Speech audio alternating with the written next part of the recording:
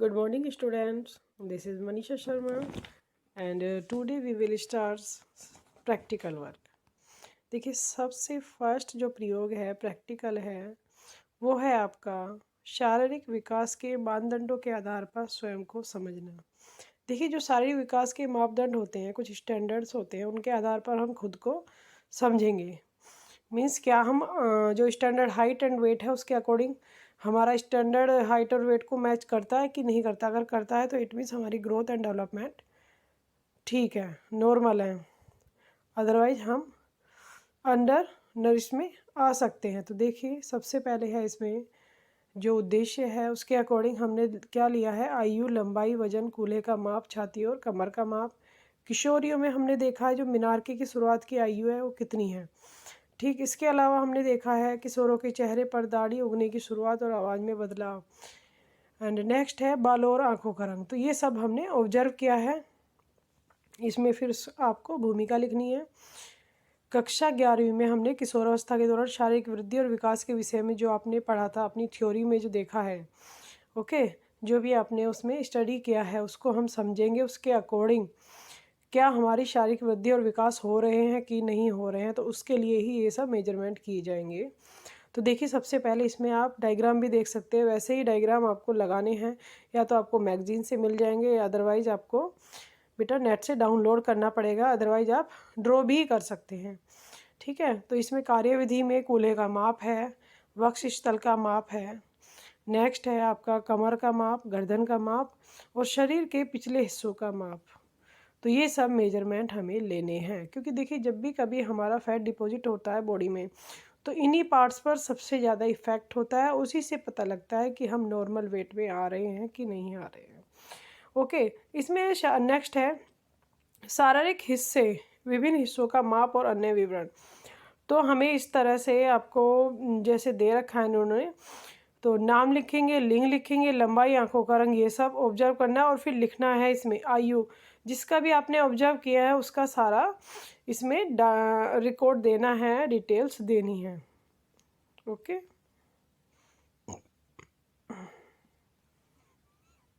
तो I think आपको समझ में आ रहा होगा बेटा। एज इट इज़ आपको कॉपी करना है, लेकिन नीचे जो भी आपने ऑब्जर्व किया है उसके बारे में आप लिखेंगे, मेंशन करेंगे।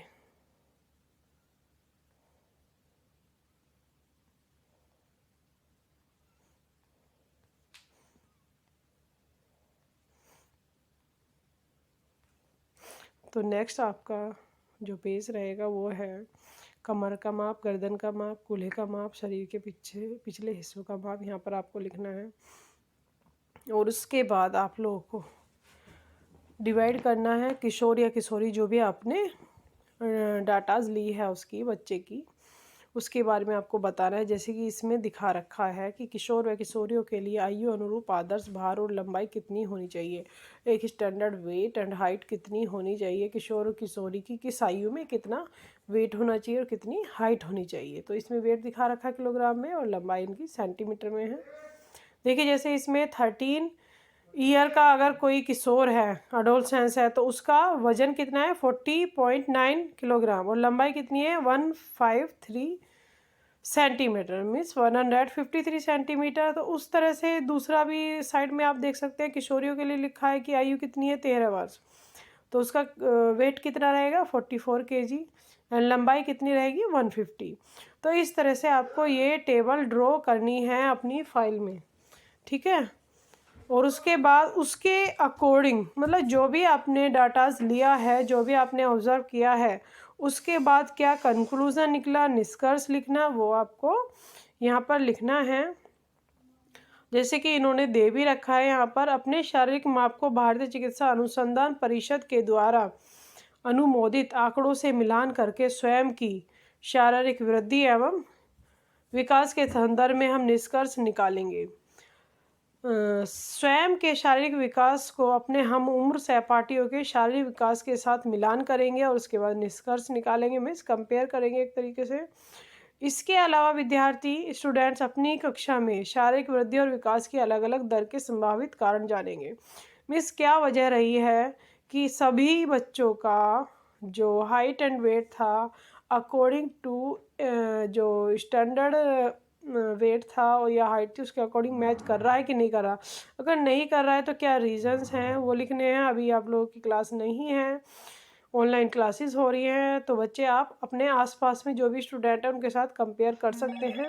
इसके मेन रीजंस हो सकते हैं आनुवंशिकता है, या वातावरण आपका अलग है, या आहार, जैसे कि जो भी आप डाइट वगैरह ले रहे हैं वो प्रॉपर नहीं ले रहे हैं, या कुछ बच्चे ले रहे हैं। मौसम के अकॉर्डिंग भी थोड़ा सा चेंजेज आता है, वो भी सब यहाँ पर डिस्कस किया जाएगा आपका टीचर के साथ। ठीक है, तो ये सब आप करेंगे बेटा फर्स्ट प्रैक्टिकल में। ओके, नेक्स्ट है सेकंड प्रैक्टिकल। सेकंड प्रैक्टिकल जो उद्देश्य रहेगा, इसका बेसिक एम रहेगा, वो स्वयं को निम्न मानकों के आधार पर समझना। जो भी यहाँ पर मानदंड हमने अभी देखे हैं उसके आधार पर हम सब अपने आप को उसके आधार पर यहाँ पर समझेंगे, अंडरस्टैंड करेंगे। जिससे इसमें कुछ मानदंड दे रखे हैं, विकासात्मक, स्वास्थ्य की स्थिति, मित्र, लड़के या लड़कियाँ, कपड़ों का माप, इनके आधार पर हम खुद को समझेंगे। तो फर्स्ट है विकासात्मक मानदंड। इसके आधार पर स्वयं को कैसे समझेंगे, देखिए जो इसमें विकास मानदंड होते हैं उसमें हम अपने शारीरिक स्वरूप को स्वीकार करेंगे, जैसा भी शारीरिक स्वरूप है। स्वयं की ताकत और कमजोरी के विषय में जानकारी लेंगे। भाई हम में कुछ वीकनेस भी होती है, वीक पॉइंट भी होते हैं, और कुछ स्ट्रॉन्ग पॉइंट भी होते हैं, उसके बारे में जानेंगे।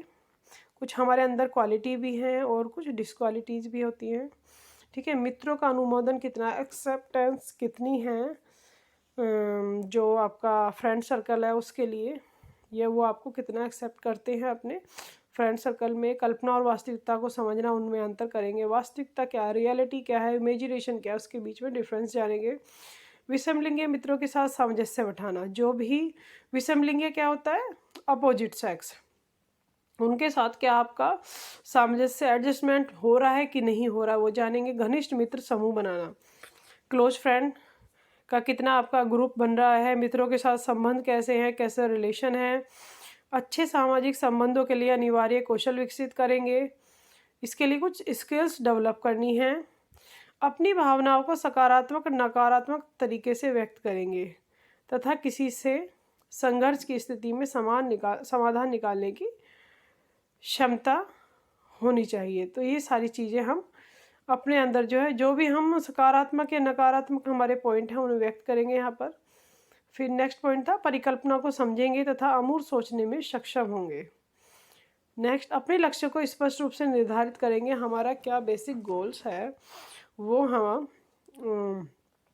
पहले से ही निर्धारित करके रखेंगे, डिसाइड कर लेंगे कि भाई हमें क्या करना है लाइफ में। एक या एक से अधिक अच्छी तथा सभ्य भाषा सीखेंगे। विभिन्न मुद्दों पर सार्थक चर्चा करने में सक्षम होना।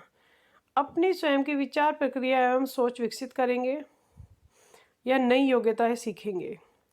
देखिए, इनके आधार पर हम कुछ क्वेश्चंस तैयार करेंगे, उसमें हाँ या ना के आधार पर जो भी आंसर है वो क्वेश्चनिंग करेंगे हम, और वही टिक करेंगे जो भी आंसर होगा। देखिए, जैसे कि पहला क्वेश्चन रहेगा, क्या आपका शारीरिक भार मानदंडों के अनुरूप है।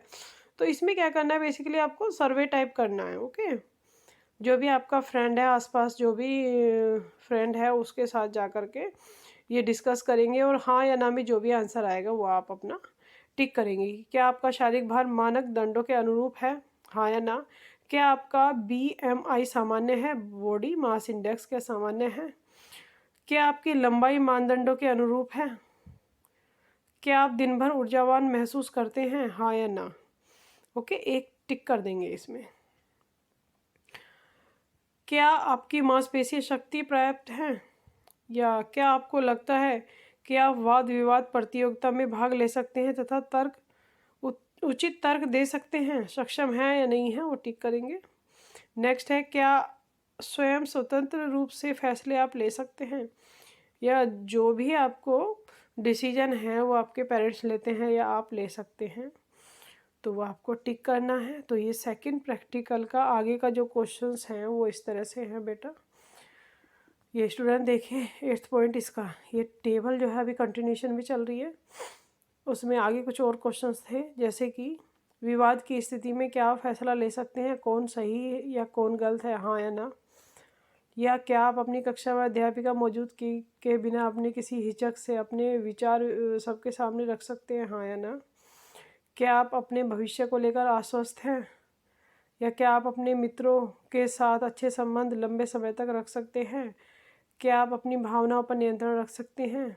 क्या आप अपने मित्रों तथा परिवार के सामने अपने विचार बिना हिचकिचाहट के रख सकते हैं? मीन्स कॉन्फिडेंस लेवल यहाँ पर देखना है बेसिकली।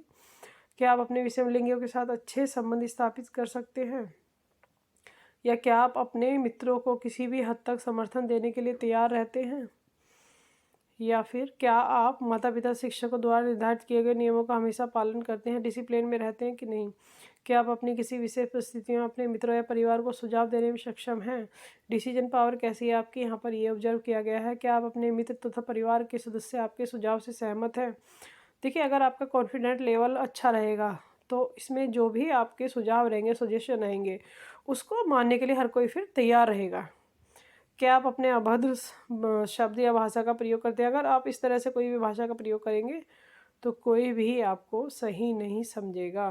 क्या आप अपने गुस्से पर, अपनी भाषा पर नियंत्रण रखते हैं? देखिए, गुस्से में आपकी भाषा कैसी है उस पर नियंत्रण रख पाते हैं कि नहीं, वो सब यहाँ पर टिक करना है। क्या आप कोई भी नियंत्रण लेने से पहले उसके परिणाम के विषय में सोचते हैं कि भाई अगर हम जो भी डिसीजन ले रहे हैं उसका रिजल्ट क्या होगा? क्या आपको क्षमताओं के विषय में पूर्ण ज्ञान है? आपकी जो भी कैपेबिलिटी है उसके बारे में आपको पता है कि आपके अंदर क्या अच्छी अच्छी चीज़ है और क्या बुरी चीज़ है, यानी कि क्या शॉर्टकमिंग है और क्या बेस्ट है? क्या आप अपनी कमजोरियों को समझते हैं कि आपके अंदर वीक पॉइंट क्या है? तो ये टेबल आपको बनानी है। नेक्स्ट रहेगा आपका इसी में, ये आपका प्रयोग 2 का ही अभी कंटिन्यूशन में चल रहा है स्टूडेंट। अपने मित्र समूह मीन्स लड़के या लड़कियां, मित्र समूह में कोई भी हो सकता है, उनके आधार पर स्वयं को कैसे समझेंगे। ठीक, तो इसमें जो है थोड़ा सा आपको थ्योरी में से लेना है कि भाई किशोरावस्था के दौरान किशोर अपने माता पिता से अधिक महत्व अपने मित्रों को देते हैं, क्योंकि मोस्टली टाइम हमारे स्कूल में रहता है, ट्यूशन में रहता है, तो उसमें फ्रेंड सर्कल के साथ आप ज़्यादा रहते हैं, माता पिता से इतना कांटेक्ट नहीं हो पा रहा है, तो उन्हीं का ज़्यादातर इफेक्ट पड़ता है बेटा आपके ऊपर। तो उन्हीं के आधार पर आप खुद को कैसे समझ सकते हैं, वो सब चीज़ें हैं। तो इसमें भी एक टेबल बनानी है आप लोगों को, जैसे कि आप देख सकते हैं। स्वयं को अपने मित्रों के आधार पर समझने के लिए निम्नलिखित प्रश्नों के उत्तर आपको यहाँ पर देने हैं। क्या आपको लगता है कि आपकी शारीरिक मानदंडों पर अपने मित्र समूह के अन्य सदस्यों के अनुरूप हैं, हाँ या ना? या क्या आपकी विभिन्न शारीरिक क्रियाएं अपने मित्रों के अनुसार हैं? देखिए, किसी की ग्रोथ जल्दी होती है, किसी की नहीं, लेट होती है, तो उसके आधार पर भी कुछ ही क्वेश्चंस तैयार किए गए हैं। शिक्षा के क्षेत्र में क्या आप भी अपने अन्य मित्रों के समान प्रदर्शन कर पाते हैं? इसके बाद यही टेबल कंटिन्यूशन में चल रही है कि उच्च कक्षा के विषय का चुनाव करते समय क्या आप अपने मित्र समूह की पसंद या नापसंद का भी ध्यान रखते हैं? जब भी आपको लगता है कि भाई आपको किसी विषय का चुनाव करना है, जब भी आप हाई क्लास में चले जाते हैं, नेक्स्ट क्लास में जा रहे हैं, वहाँ पर आपको चूज़ करने को सब्जेक्ट, तो उसमें आपकी मित्र समूह की पसंद या नापसंद का ध्यान रख रहे हैं? क्या आपकी सोच भी आपके मित्रों की तरह है? या क्या आप मित्रों की जीवन शैली से प्रभावित हैं, उनके अकॉर्डिंग चल रहे हैं? पसंद नापसंद मित्रों की पसंद से कितनी प्रभावित हो रही है आपकी? या क्या आपकी बोलचाल की भाषा मित्रों से मिलती है, आपकी लैंग्वेज या मित्रों द्वारा प्रयोग की गई भाषा शैली आपको पसंद है या नहीं है? कभी किसी मुद्दे पर असहमत होने के बावजूद भी क्या आप अपने मित्रों के दबाव में उस मुद्दे पर अपनी सहमति जताते हो? मीन्स आपको लग रहा है कि भाई ये गलत है, लेकिन फिर भी आप सहमत होते हो उस चीज़ से। क्या आप अपने आपके मित्र आपके निर्णयों का सम्मान कर रहे हैं? या क्या आप अपने विषमलिंगी मित्रों के साथ सहज महसूस कर रहे हैं, कंफर्टेबल? क्या आप अपने मित्र किसी अच्छे कार्य करने पर आपको सराहना देता है, कोई आपने अच्छा काम किया है तो उसके लिए वो आपको सराहता है? क्या आप अपने मित्रों के साथ अपने पारिवारिक मुद्दों को साझा कर रहे हैं? या क्या आप अपने मित्रों के प्रति प्रतिस्पर्धा की भावना होती है, कंपटीशन की? क्या आपको ऐसा लगता है कि मित्रों के साथ रहकर आपके व्यक्तित्व में निखार आता है, यानी कि पर्सनल डेवलपमेंट होता है आपका, पर्सनल डेवलपमेंट? एंड इसके बाद क्या करना है कि 5 से 10 स्टूडेंट का एक ग्रुप बनाया जाएगा, उस पर ये चर्चा करनी है आप लोगों को। ठीक, ये सारे पॉइंट आपको डिस्कस करने हैं और थर्ड इसका जो प्रयोग 2 था, प्रयोग सेकंड का थर्ड पार्ट है स्वयं को अपनी शारीरिक स्वस्थता के आधार पर समझना। मीन्स आपका जो शारीरिक स्वास्थ्य है उसके आधार पर आप खुद को समझेंगे। तो शारीरिक स्वास्थ्य कैसे जान पाएंगे, इसके लिए एक फॉर्मूला दिया गया है बच्चों। देखिए इसमें calculation of body mass index, जैसे कि अभी आपने पीछे देखा था बीएमआई के बारे में, तो बीएमआई यहाँ पर दे रखा है, इसे बॉडी मास इंडेक्स कहते हैं। इसके लिए फॉर्मूला है, इसके थ्रू बॉडी मास का जो फॉर्मूला है इसके थ्रू आप अपना नॉर्मल वेट कितना है वो जान सकते हैं। आपका जो भार रहेगा वो सामान्य है या ज़्यादा है, ठीक, ओबेसिटी में आता है, तो वो जान पाएंगे कैसे। इसमें शारीरिक भार सबसे पहले आपको लिखना है, फिर इसमें क्या करना है कि जो भी आपका ऊंचाई है उसे मीटर में ले लिया, देन उसको मीटर का स्क्वायर करेंगे और उसके बाद 100 से आपको डिवाइड करना है तो सेंटीमीटर में आपको मिल जाएगा।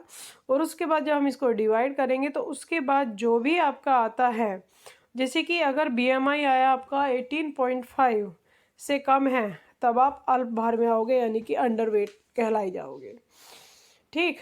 और अगर आपका बीएमआई 25.0 से 29.9 आया तो आप अति भार में आएंगे। लेकिन अगर बीएमआई आपका 35.0 से 39.9 तक आता है तो आप अति भार से भी ज़्यादा स्थूलता वर्ग में आएंगे, ओके, जिसे हम ओवरवेट कहेंगे।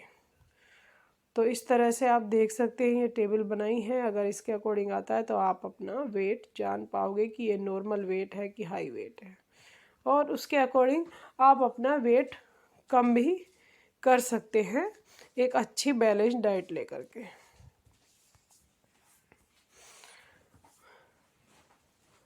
और उसके आगे देखिए टेबल का अभी कंटिन्यूशन में चल रहा है। देखिए वेस्ट हिप अनुपात, इसमें क्या है, जो आपका हिप का है वो मेजरमेंट लेना है और उसके अकॉर्डिंग एक टेबल बनाई गई है कि कमर की परिधि कितनी है, कूल्हों की परिधि कितनी है, उसको आपस में डिवाइड करना है। और उसके बाद ये आपका टेबल बनाई गई है, जैसे कि इसमें दिखा रखा है पुरुष के लिए और महिलाओं के लिए उत्तम कितना है और अच्छा कितना है और औसत कितना होना चाहिए, अधिक क्या। तो ये टेबल आपको ड्रॉ करनी है अपनी फाइल में। इसके बाद उदाहरण में इसमें दे रखा है कि यदि किसी पुरुष की कमर की परिधि 44 इंच व हिप की परिधि 52 इंच है तो उसका वेस्ट हिप का अनुपात होगा, कमर की परिधि 44 इंच और हिप की परिधि इतनी होगी, ठीक। तो ये सामान्य स्थिति कब है, जब उसका 0.84 अगर उसकी परिधि आती है तो इसके बाद जो भी आपका मेजरमेंट आता है वो आपको यहाँ पर लिखना है। इसमें दिखा रखा है शारीरिक भार का माप कितना है, बीएमआई उसका कितना है, व्यक्ति की लंबाई कितनी है, उसकी कूल्हों की माप का अनुपात कितना है।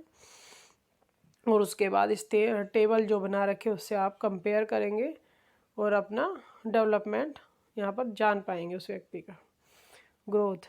नेक्स्ट है इसी का जो फोर्थ प्रैक्टिकल था आपका, उसी का कंटिन्यूशन में फोर्थ पार्ट रहेगा, अपने कपड़ों के माप के आधार पर स्वयं को समझना।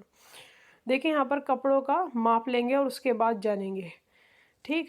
हम सभी को सही ढंग से फिट आने वाले कपड़ों का महत्व पता है और हम यह भी जानते हैं कि उपयुक्त आकार तथा फिटिंग वाली ड्रेस में व्यक्ति कितना आकर्षक लगता है, उसकी पर्सनैलिटी एक अलग से ही दिखती है कि हाँ कुछ बंदे की पर्सनैलिटी है अगर वो ठीक से अपना कपड़े पहन रहा है ठीक फिटिंग के। तो स्वयं के लिए सही माप के कपड़े खरीदने के लिए हमें अपने सही माप का अंदाज़ा भी होना चाहिए, तभी हम प्रॉपर कपड़े अपना फिटिंग के पहन ला सकते हैं। देखिए इसके लिए हमें छाती का माप लेना है, कमर का माप लेना है, कूल्हों का माप लेना है।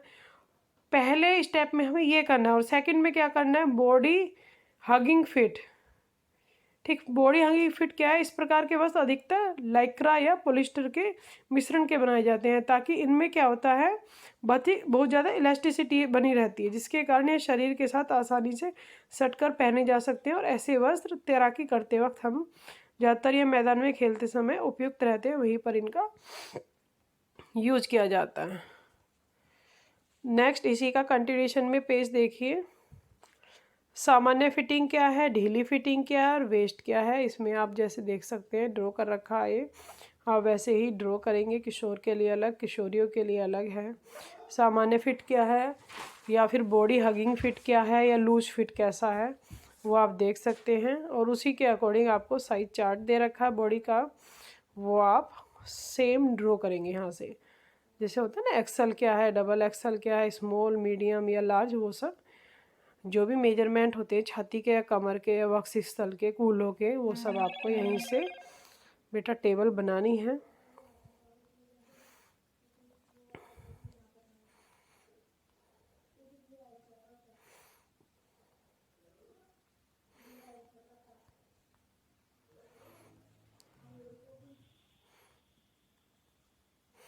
नेक्स्ट रहेगा ये प्रैक्टिकल, सेकंड कंप्लीट हुआ, अब थर्ड प्रैक्टिकल है। और जो थर्ड प्रैक्टिकल रहेगा वो रहेगा अपने एक दिन के आहार का रिकॉर्ड बनाएंगे और उसकी गुणवत्ता के आधार पर उसका आकलन करेंगे। यानी कि जो संतुलित भोजन के आधार पर जो भी आप ले रहे हैं उसका एक रिकॉर्ड बनाना है, फिर उसको हम देखेंगे कि हमने संतुलित आहार लिया कि नहीं, उसका आकलन करेंगे, इवैल्यूएशन करेंगे। तो इसमें आयु दे रखी है कि 15 वर्षीय किशोरी है, वो भोजन संबंधी उसकी आदत क्या है, शाकाहारी है वो लड़की, आयु वर्ग क्या है, मध्यम आय वर्ग की है, और जो उसकी ऊर्जा कितनी है, ये स्टैंडर्ड जो रिक्वायरमेंट होती है उसके अकॉर्डिंग दे रखा है। पौष्टिक आवश्यकताएं, ऊर्जा रहेगी, अगर कोई लड़की 15 वर्ष की है तो उसकी ऊर्जा कितनी रहेगी, 2300 kilo calorie per day. Protein रहेगा 51.9 ग्राम पर डे, एंड कैल्शियम रहेगा 800 मिलीग्राम पर डे। लोह तत्व रहेंगे उसके, मीन्स आयरन, वो रहेगा 27 मिलीग्राम पर डे। तो आपको एज इट इज़ ये रिक्वायरमेंट लिखनी है। और यहाँ पर एक 15 वर्षीय लड़की का एक दिन का आहार का रिकॉर्ड है, तो ये आपको आहार रेडी करना है। ओके, सुबह का नाश्ता क्या है, मैंगो शेक लिया, गोभी का पराठा लिया। मध्य आहार उसमें लिया उसने कोई भी फ्रूट या आलू चाट। और दोपहर का जिसे आप लंच कहोगे, लंच में राजमा, आलू गोभी की सब्जी, खीरे का रायता, उबले हुए चावल, चपाती। और शाम को उसने पनीर और कटलेट चिड़वा लिया है।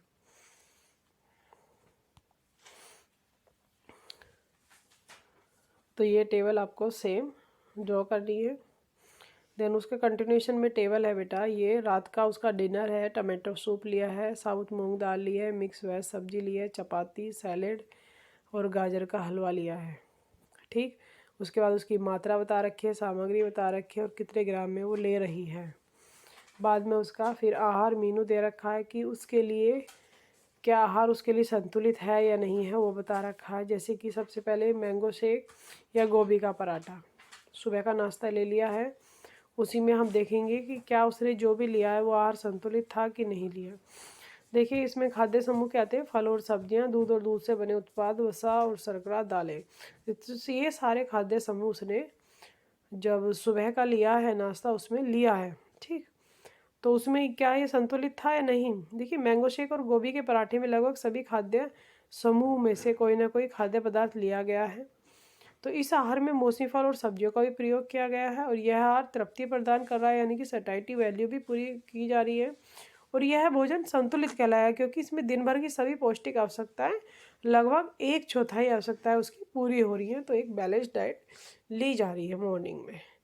और कहते भी हैं कि जब सुबह का नाश्ता होता है वो राजाओं जैसा होता है और रात का एक फ़कीर जैसा। तो ये बिल्कुल ठीक है, हमें मॉर्निंग में हाई कैलोरी लेना चाहिए डाइट।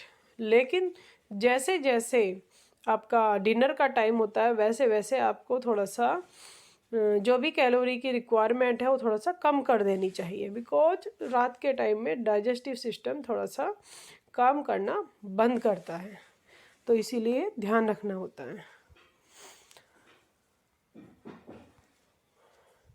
नेक्स्ट है फोर्थ प्रैक्टिकल, एक दिन में प्रयोग किए गए वस्त्रों तथा कपड़ों का रिकॉर्ड बनाना तथा उनकी कार्यक्षमता के आधार पर उनको वर्गीकृत करेंगे। देखिए यहाँ पर एक दिन में प्रयोग किए गए जो भी कपड़े हैं उसका रिकॉर्ड बनाया है और उसके आधार पर उसका जो कार्यक्षमता है यानी कि फंक्शनैलिटी है उसके आधार पर उसको वर्गीकृत किया गया है। जैसे नाइट सूट, रात को पहने जाने वाले अधिकतर जो कपड़े होते हैं वो सूती कपड़े होते हैं, क्योंकि सूती कपड़े पहनने बहुत ही ज़्यादा कंफर्टेबल भी होते हैं। फिर है तौलिया। तौलिया भी सूती कपड़ों या पायल के द्वारा बनाया जाता है और सूती कपड़े के कारण यह तौलिया अधिक मात्रा में पानी भी सोख लेता है। स्कूल की ड्रेस या जुराबे। स्कूल की ड्रेस प्रयोग की जाने वाली शर्ट्स, स्कर्ट, पैंट इत्यादि अधिकतर टेरिकॉट वस्त्र के होते हैं, क्योंकि टेरिकॉट वस्त्र धोने में, रख रखाव करने में आसानी है। इसके अतिरिक्त जो जुराबे हौजरी या सिंथेटिक के होते हैं, जिसके कारण उनमें अधिक शक्ति और लोचदारता होती है। ठीक। फिर है घर पर पहनने वाले टी शर्ट या लेगिंग।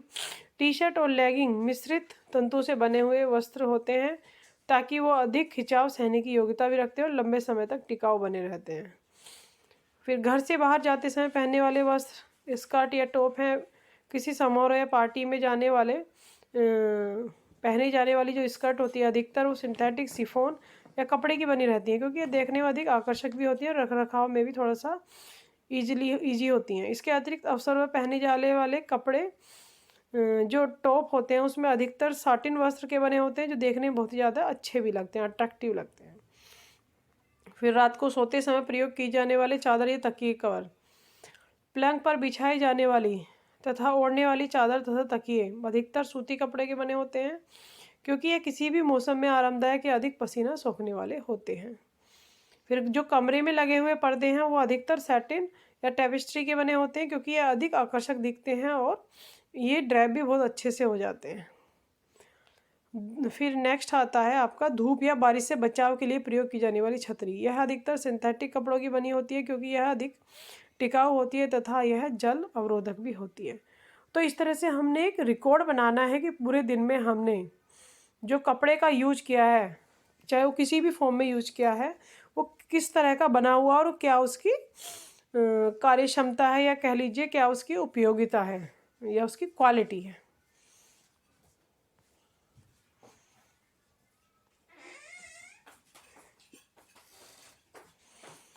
फिर उसके बाद 5th प्रैक्टिकल है हमारा, एक दिन किए गए कार्यकलाप व उसमें लगने वाले समय का रिकॉर्ड बनाना तथा स्वयं के लिए समय योजना बनाएंगे। देखिए, जो भी हमने एक दिन में काम किए हैं उसमें कितना टाइम लगा उसका रिकॉर्ड बनाएंगे और फिर एक समय योजना बनाएंगे, यानी कि टाइम मैनेजमेंट कैसे करना है हमें। अगर ज़्यादा टाइम लग रहा है तो वह कहाँ पर लगा है, क्यों लगा है, ठीक, तो उसको थोड़ा सा चेंज करके टाइम का मैनेजमेंट करेंगे। तो देखिए क्या होता है, दिन में आपका हर व्यक्ति के प्रत्येक दिन अर्थात 24 घंटों के दौरान विभिन्न प्रकार के क्रियाकलाप करने होते हैं। कुछ ना कुछ एक्टिविटी हम करते हैं पूरे दिन, जैसे कि हम सुबह उठ के अपना नहाना, खाना पीना, सोना, ऑफिस जाना या विद्यालय जाना प्रतिदिन किए जाने वाले क्रियाकलापों के उदाहरण हैं। इसके अतिरिक्त कई प्रकार के क्रियाकलाप, जैसे कि हम बाजार जाएंगे, सिनेमा जाएंगे, ऐसी भी क्रियाएं की जाती हैं जो कभी कभी की जाती है। तो उन सब का हम जो है टाइम देखेंगे, कितना टाइम लगा। तो सबसे पहले क्या करना है स्टूडेंट्स को, एक दिन में किए जाने वाले कार्यकलापों की एक सूची तैयार करनी है। भाई कौन कौन सी एक्टिविटी हमें पूरे दिन में की। तो सबसे पहले जो जरूरी दैनिक कार्य हैं उनको अलग से लिख लीजिए। आराम के टाइम में कितना जो है हमने आराम किया, या अपने मन या शरीर को शांति देकर जो हमने आराम प्राप्त किया है। उसके बाद जो ध्यान लगाना है, सैर करना है, पार्क में जाना, बागवानी करना। यदि आप लगातार पढ़कर थक गए हैं तो कुछ देर के लिए रसोई घर में अपनी माता की मदद करना, ये भी सब थोड़ा सा रिलैक्स में आता है। ठीक है, मनोरंजन कार्य हैं, इसमें टीवी देखना है या मित्रों के साथ बतलाना है, जैसे क्रियाकलाप आदि इसमें आएंगे। तो इस तरह से हमने डिवाइड कर लिया अपने कार्य को कि जरूरी काम कौन से थे, आराम के काम कौन से थे, या मनोरंजन कार्य कौन से थे। इसके आधार पर हम अब प्राथमिकता डिसाइड करेंगे कि कौन से काम को करना सबसे पहले जरूरी है। जैसे कि शिक्षा या स्कूल संबंधी क्रियाकलाप को हम पहले करेंगे। फिर इसके बाद क्रियाकलाप की एक नीचे टेबल देख सकते हैं आप, ठीक है। उसमें किए जाने वाले जो अनुमानित समय है उसको भी यहाँ पर थोड़ा सा टेबल में नोट डाउन कर लेंगे। भाई टाइम, कौन सा टाइम किस एक्टिविटी में कितना लगा है, ठीक। और फिर उसके बाद स्वयं के लिए एक समय योजना भी तैयार करेंगे। देखिए, समय योजना द्वारा विभिन्न कार्यों में लगने वाले समय का हम अनुमान लगाकर कार्य को समयबद्ध कर सकते हैं और समयबद्ध कर दिनचर्या निश्चित कर सकते हैं। पूर्व निर्धारित समय योजना के कारण कोई भी आवश्यक कार्य छूट नहीं पाता। गृह कार्य सारे आराम से हो जाते हैं, विश्राम भी हो जाता है, मनोरंजन के सभी कार्य को पूरा टाइम मिल जाता है और इससे एक संतुष्टि मिलती है और जीवन आपका नियमित हो जाता है। मीन्स एक थोड़ा सा रेगुलराइजेशन आ जाता है लाइफ में।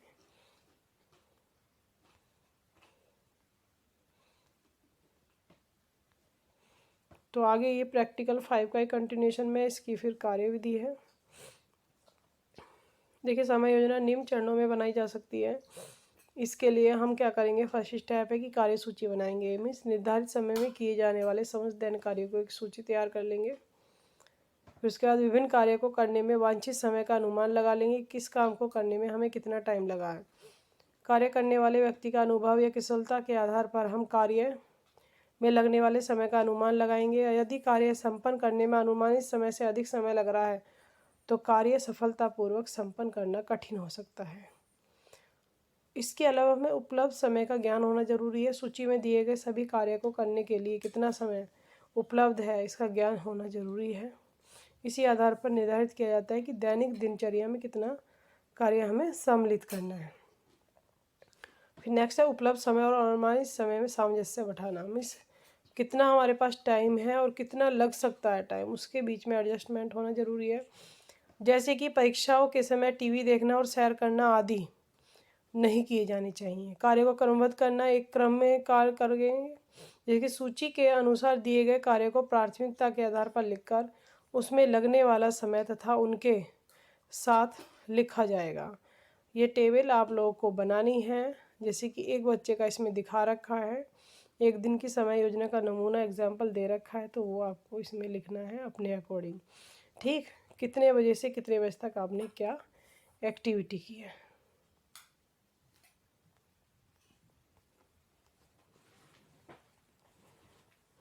तो यहाँ पर ये प्रैक्टिकल आपका कंप्लीट होता है। 5th प्रैक्टिकल आपके बेटा यहाँ तक रहेंगे। नेक्स्ट आप 6 प्रैक्टिकल आप नेक्स्ट वीडियो में देखेंगे। तो अब हम नेक्स्ट वीडियो में मिलेंगे, तब तक के लिए bye bye and take care.